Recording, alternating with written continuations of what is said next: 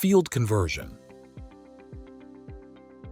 This video will demonstrate how to perform a field conversion for the Series 98C Scotch Yoke Actuator. Prior to the configuration change, refer to the torque charts and ensure that the actuator's torques would be suitable for the new application.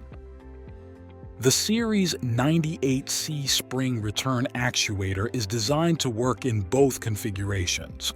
For conversion from one configuration to the other, refer to the images seen here. Note that an additional mounting kit is not required for field conversion.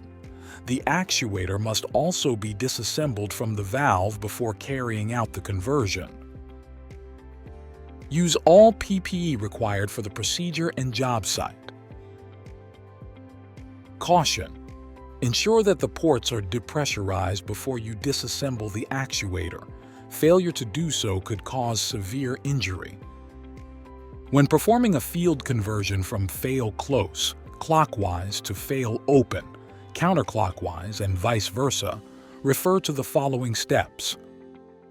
Ensure that the actuator valve assembly is in fail-safe condition.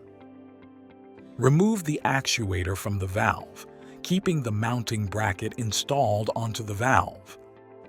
Remove the Namur accessory plate from the actuator. Flip the actuator as seen here. Reattach the Namur accessory plate to the actuator. Pressure the actuator end cap port to actuate it to the fail open in position, or counterclockwise. In this pressurized condition, carefully mount the actuator onto the valve and tighten the mounting bolts and nuts to the recommended torque. Depressurize the actuator to actuate the assembly to fail-safe condition, now fail open or counterclockwise. Check the actuator for the proper operation at the rated working pressure.